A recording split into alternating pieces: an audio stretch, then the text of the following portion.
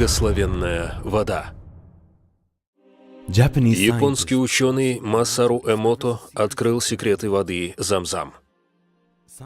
Наукой обнаружены новые факты о воде Замзам, а также то, как на воду влияют аяты из Корана. Научно доказано, на воду влияет то, что рядом с ней произносится. Японский ученый Масару Эмото первым начал эксперименты с водой, после того, как прочел где-то, что каждая снежинка, падающая с неба, уникальна. Он хотел развенчать эту теорию, интуиция ученого подсказывала ему, что это не может быть правдой. Геометрическая форма снежинки определяется ее химическим составом. Структура воды хорошо известна: 2 атома водорода и 1 атом кислорода. Поэтому как могут снежинки, падающие с неба, отличаться друг от друга? Он сказал: «Я решил доказать, что эта теория ошибочна». Он построил лабораторию с аппаратом глубокой заморозки, имеющим регулятор, потому что ни одна жидкость, подвергшаяся мгновенному охлаждению, не может принять геометрическую форму. Заморозка должна быть медленной, чтобы атомы могли кристаллизоваться и принять форму, установленную Богом. Ученый установил этот аппарат в холодную комнату с температурой минус 7 градусов по Цельсию, а также несколько микроскопов с камерами, чтобы сфотографировать снежинки до того, как они растают. Он сообщает: «Я взял образцы из 2 кранов в лаборатории. Я заморозил их, и каждый образец дал отличающуюся снежинку. Эти образцы были взяты из 2 разных источников, 2 разных рек, из 2 разных озер». Результаты этого эксперимента сподвигли ученого провести подробнейшее исследование воды. Позже один мусульманин познакомил доктора Эмото с водой Замзам, чтобы он смог проводить опыты с ней. Ученому не удалось кристаллизовать воду Замзам, даже начав разбавлять ее обычной водой. В конечном итоге ему удалось кристаллизовать воду Замзам, разбавив ее дистиллированной водой в соотношении 1 к 1000.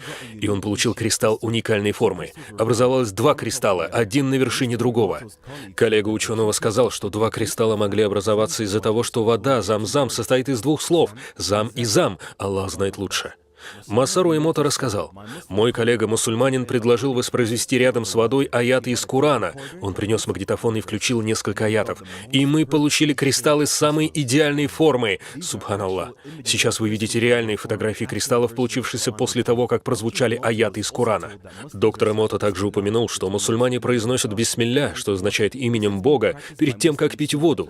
И это практикуется мусульманами еще со времен пророка Мухаммада, мир ему и благословение Аллаха. Выяснили, что слово «бисмилля» улучшает качество и структуру даже обычной воды. Альхамдулилля.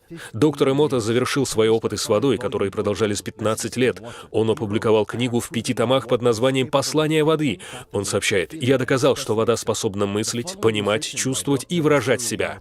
Эмото написал следующее: «По качеству и чистоте в воде Замзам не найдется аналогов во всем мире». Он много исследовал воду Замзам и обнаружил, что если перемешать 1 каплю воды Замзам с 1000 каплями обычной воды, то качество этой обычной воды возрастает до уровня Замзам. По содержанию микроэлементов вода Замзам значительно превосходит любую другую воду, которую он тестировал. Он также обнаружил, что качество воды Замзам не меняется со временем. Даже после того, как он переработал ее, изменений не было, она все еще была чистая.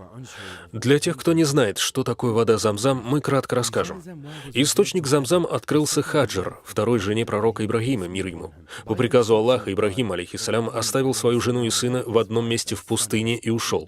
Она отчаянно искала воду для своего младенца-сына, но не могла найти, так как Мекка находится в горячей сухой долине всего лишь с несколькими источниками воды.